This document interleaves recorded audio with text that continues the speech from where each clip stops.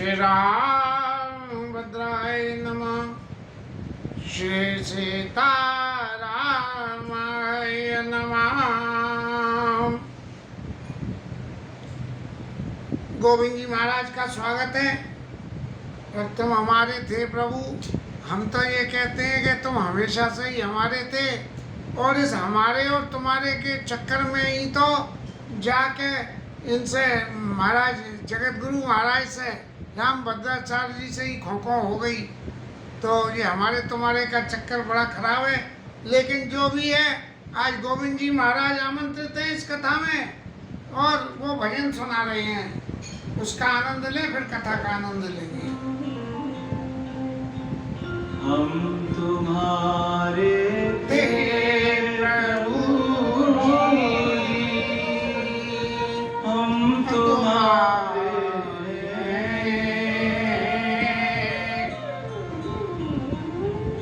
हम तुम्हारे ही रहेंगे। ओ मेरे प्रीतम, तुम हमारे थे प्रभु जी, तुम हमारे हो, तुम हमारे ही रहोगे। ओ मेरे प्रीतम, तुम हमारे थे प्रभु जी, तुम हमारे हो, तुम हमारे ही रहोगे। ओ मेरे प्रीतम, हम तुम्हारे थे प्रभु जी, हम तुम्हारे हैं, हम तुम्हारे ही रहेंगे। ओ मेरे प्रीतम, हम तुम्हारे थे प्रभु जी, हम तुम्हारे हैं, हम तुम्हारे ही रहेंगे। ओ मेरे प्रीतम,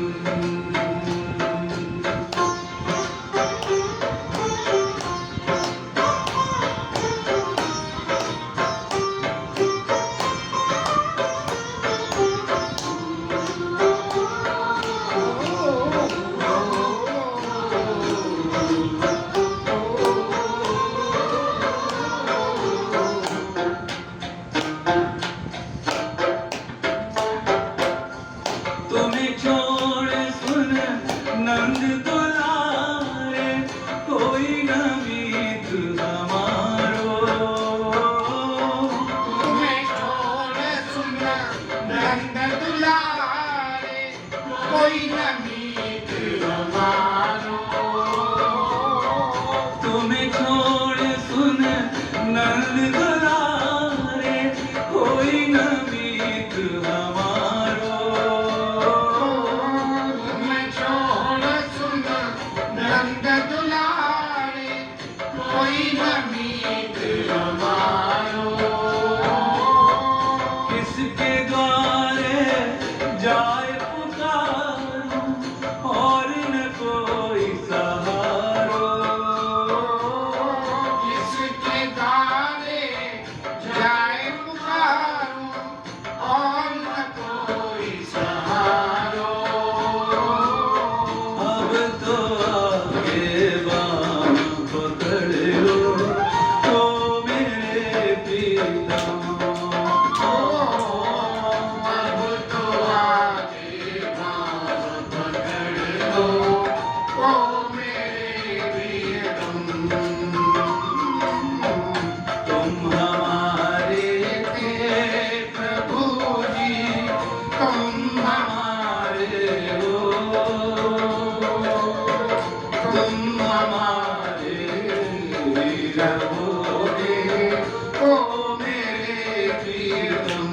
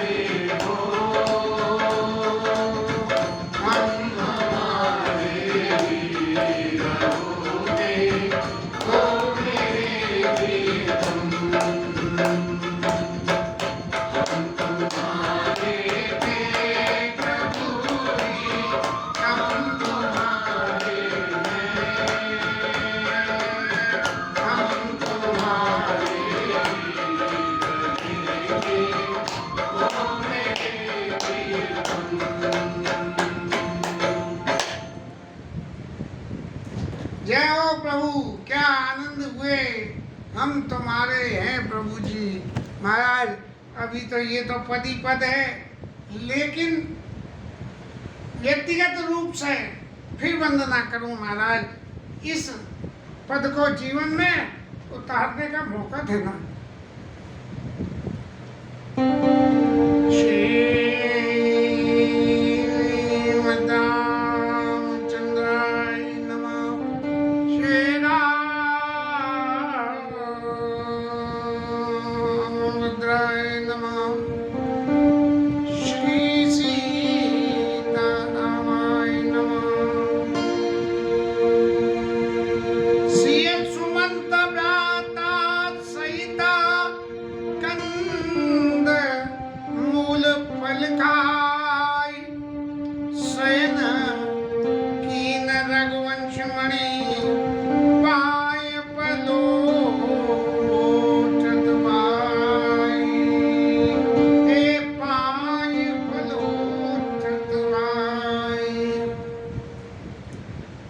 कथा विश्राम में राम जी महाराज विश्राम, रात्रि को विश्राम कर रहे हैं। लक्ष्मण जी महाराज चरण सेवा कर रहे हैं, और चरण सेवा करते करते जब लक्ष्मण जी को ऐसा लगा कि प्रभु जो है विश्राम में सो गए हैं, निद्रा देवी की कृपा हो गई है, तब लक्ष्मण जी अपनी ड्यूटी में आ गए और उन्होंने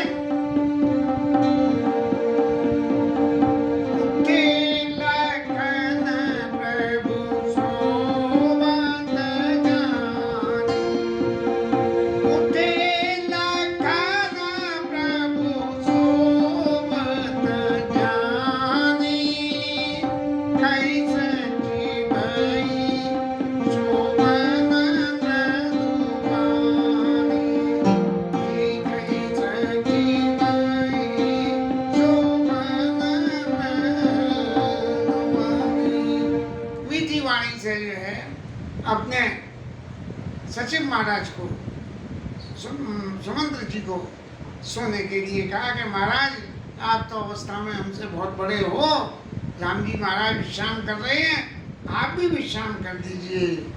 और फिर लक्ष्मण जी महाराज थोड़ी सी दूर पर जाके और वीरासन में बैठ के, घुटनों के बल बैठ के, हाथ में यूँ धनुष बाण, जैसे क्रिकेट में वो क्रिकेट में विकेट कीपर जो हाथ करे खड़ा रहता है कि जैसे बॉल आ गई, इस हिसाब से हाँ वीरासन में बैठ के अभी कोई प्रभु के ऊपर हमला करने आएगा, जैसे कि हमारे प्रधानमंत्री राष्ट्रपति के पीछे जो है वो खड़े रहते हैं लोग, काले कपड़े पहन के, काला चश्मा लगा के, ऐसे के जैसे हवाल इनके ऊपर हमला हो रहा है, ऐसे हमारे लक्ष्मण जी महाराज चौकसी में जो है वहाँ बैठ गए। कछु कह दूर सजी बान सरासन, जागन लगी हे बैठी वीरासना, जागन लगी बैठी वीरासना। सुमित्रा मैया ने क्या कही थी? राग रोषा ईर्षा मद मोह और जनि सपने इनके भस्म। राग रोष ईर्षा मद और मोह इनके बस में स्वप्न में भी नहीं होता। लक्ष्मण जी ने कही स्वप्न तो जब आएगा भैया जब मैं जाके सोऊंगा, तो मैं इसलिए सोऊंगा ही नहीं। तो 14 वर्ष लक्ष्मण जी ने जो सहन नहीं की, जागन लगे बैठ वीरासन। यद्यपि ये बातें लगती ऐसी हैं कि इन बातों की कल्पना करना कि 14 साल तक नहीं सोना, ये थोड़ी सी लौकिक रूप से विचार करें तो अटपटी सी लगती है। लेकिन एक बात तो ये तय है कि लक्ष्मण जी महाराज रात की चौकसी करते थे। कहीं रामायण के प्रसंग में ऐसा नहीं है कि दिन के समय में लक्ष्मण जी महाराज वीरासन में बैठ के यूँ राम जी के संग चौकसी करते हो। तो महाराज रात की चौकसी लक्ष्मण जी करते थे और दिन की चौकसी प्रभु किसी और से करवाते होंगे।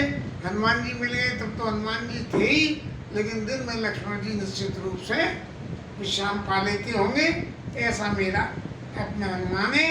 और गो बोलाई बाहरु प्रतीति, ठाव ठाव राखे अति प्रीति।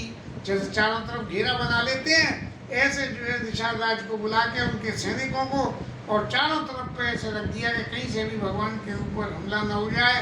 थोड़ी सी बात में आज के ज़माने के हिसाब से यदि विचार करें तो इतने लक्ष्मण जी महाराज चौकसे के राम जी महाराज बनने तो आ गए, लेकिन मैया ने जो बनने भेजा है कहीं उसके पीछे कुछ और भी मकसद तो नहीं है।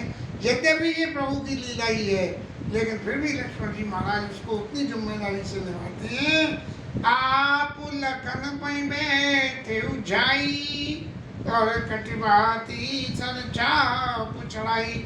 अब जो है निषाद राज भी जाके लक्ष्मण जी के पास बैठ गए और उसी तरह से चौकसी में होकर बैठने लगे जैसे लक्ष्मण जी बैठे हैं। और फिर सो मत प्रभु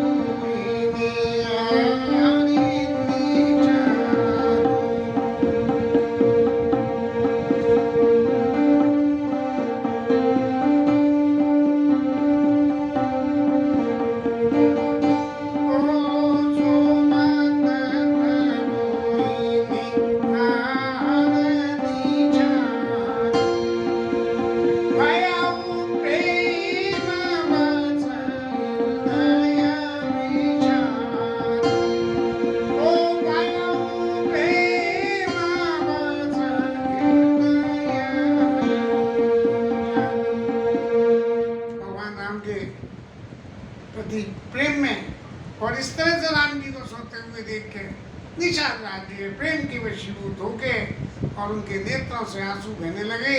और फिर लक्ष्मण जी से कहने लगे, भूपति भवना सुबाय सुआवा, सुरपति सदन न पट तर पावा।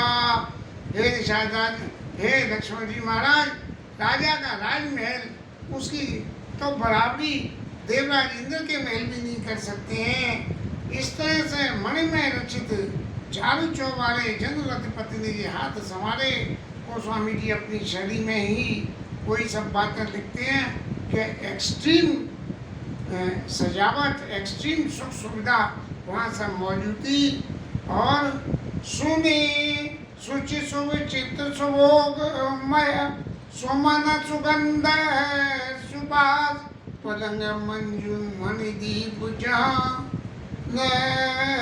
सब विधि सकल सुबास। जहाँ मणियों के दीपक और ऐसे कोमल कोमल जो है पलंग लगे हुए थे जिन पर विश्राम करते थे महाराज। और ऐसे सफ़ेद चादरों के ऊपर में विश्राम करने वाले राम जी महाराज जहाँ रात को विश्राम करते थे और उनके विश्राम करते हुए सीता जी और राम जी की छवि को देख के जो कामदेव और रति की छवि की शोभा होती थी वो शोभा भी फीकी हो जाती है। ऐसे तेसी राम सातरी सोए, शमित बसन बिनो जाई न जोए। ऐसे सीता जी राम जी जो है उषा की सातरी के ऊपर में और सो रहे हैं। इनको इस तरह से सोते हुए, इस तरह के वस्त्रों में सोते हुए देखा नहीं जाता है। और फिर मातु पिता परिजन पूर्वासी, सखा सुशील दास हरुदासी। माता पिता परिजन सखा सब दास दासी जोग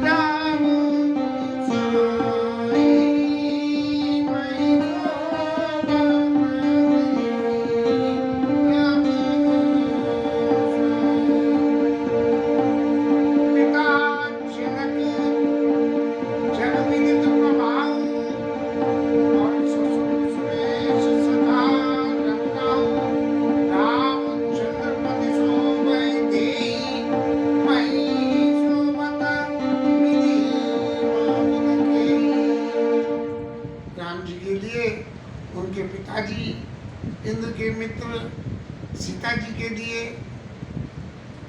जनक जी और रामचंद्र जी जैसे जिनके अत्यंत प्रतापवान पति, ऐसी सीता मैया और धरती पर शयन कर रही है। तो मई सोवत विधि वाम न के, विधाता किसके लिए वाम नहीं हो सकता है?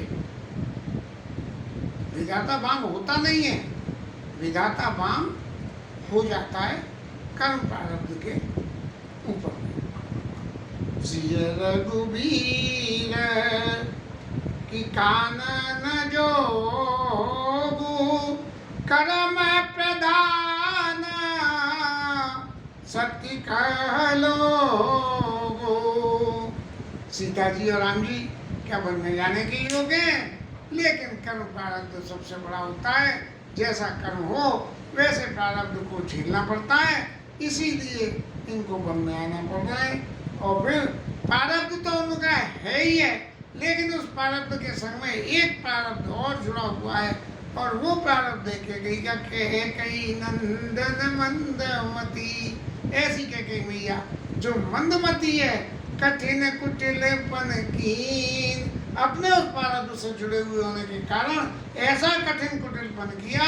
जय रघुनंदन जानकी सुख अवसर दुख दीन।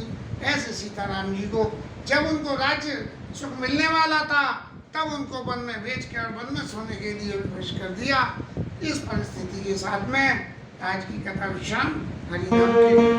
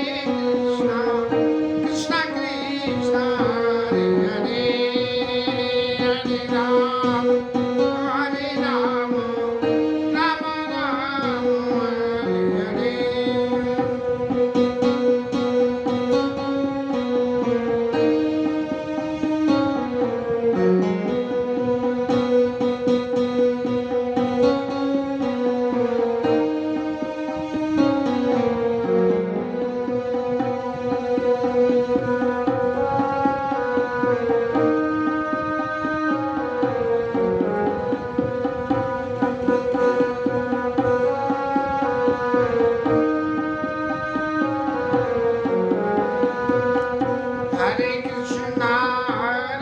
Krishna